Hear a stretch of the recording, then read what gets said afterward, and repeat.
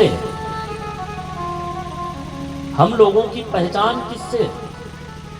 हम लोगों की पहचान, हम लोगों का अस्तित्व हमारे नाम से है कि नहीं है? हमारे नाम से है कि नहीं?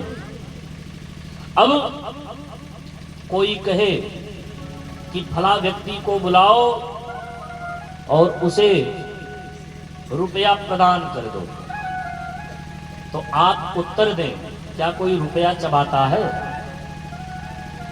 नोट चबाता है कोई है?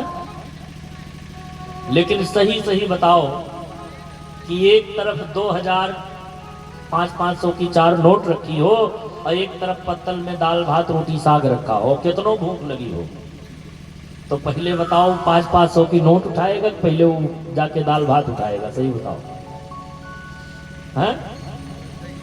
अरे क्यों तो बताओ। पहले नोटिए उठाई ना, लेकिन नोटिए से पेट नहीं भरे हुए, लेकिन काहे नोट उठाई भाई? क्यों उठाएगा? क्योंकि वो जानता है कि इस नोट से ऐसी कम से कम 10 थालियां मिल जाएंगी, हैं? ये जानता है ना।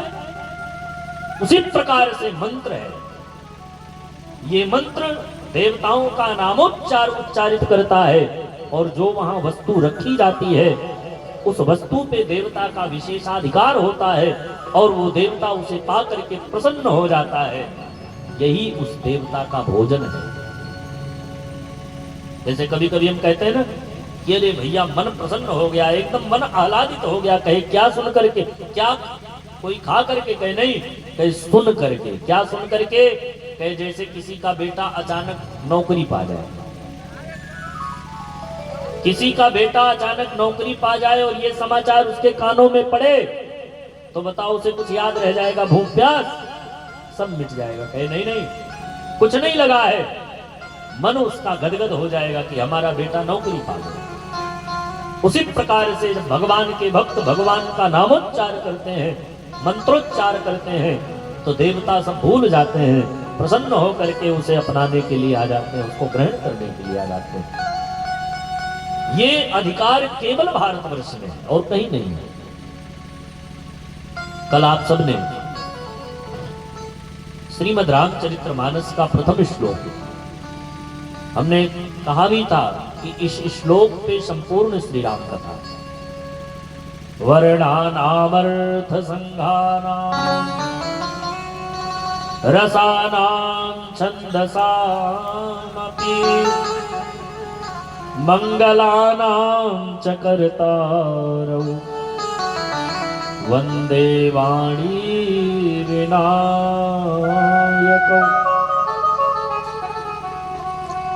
जब समस्त वर्ण समूह एकत्र होकर के चलने लगते हैं, आपस में मिल करके कार्य करते हैं, वर्णानामर्थ संघानाम, तब एक रस उत्पन्न होता है। रस क्या है?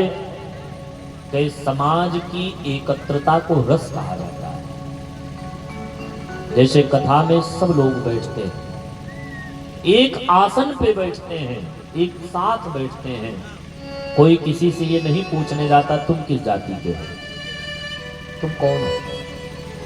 या भगवान के मंदिर में आप जाते हैं, तो भगवान के मंदिर में आज तक किसी मंदिर में किसी से आधार कार्ड मांगा गया है कि तुम किस जाति के हो, तुम्हारा क्या नाम है? नहीं मांगा गया। भगवान के दरबार में जो पहुंच जाए, यहां तक कि आपको एक घटना बताए, इसी कलिकाल की घटना। भगवान जगन्नाथ का ऐसा अकेला मंदिर है जिस मंदिर में किसी भी विधर्मी का प्रवेश नहीं हो सकता है। मतलब वहां केवल हिंदू धर्म के लोग ही जा सकते हैं, दूसरे धर्म का कोई नहीं जा सकता, कोई नहीं। आपको सत्य घटना बता रहे हैं। उस समय वर्तमान प्रधानमंत्री थी इंदिरा गांधी, हाँ, और इंदिरा गांधी ने प्रयास किया कि हम भगवान जगन्नाथ का दर्शन करें। और उस समय वहां के शंकराचार्य पूरी पीठाधीश्वर बन चुके थे। इस समय जो अद्वितीय सूर्य की भांति विद्वान है श्री स्वामी निश्चलानंद जी महाराज, शंकराचार्य श्री निश्चलानंद जी महाराज जी, जो कि इस संसार के वैदिक गणित के अद्वितीय विद्वान है। उतना बड़ा विद्वान कोई पृथ्वी पे नहीं।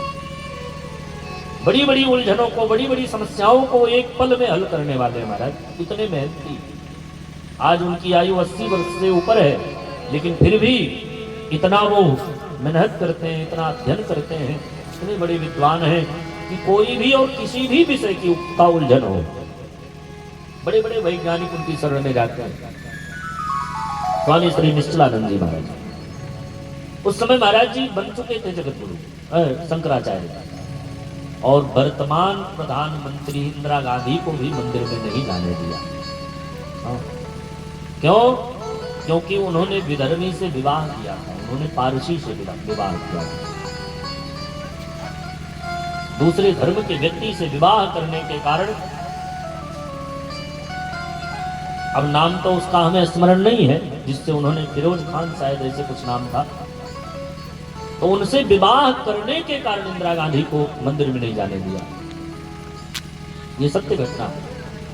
लेकिन उसी मंदिर की घटना हम बताएं आपको। आप लोगों ने नाम सुना होगा तनोट देवी का।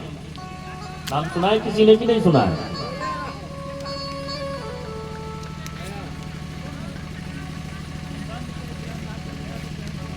क्या हुआ बाबा, कोई बात हुई क्या? वहां कुछ खड़ा कर दीजिए ना, तखत वगैरह कुछ बंद करने के लिए कुछ व्यवस्था कर दीजिए।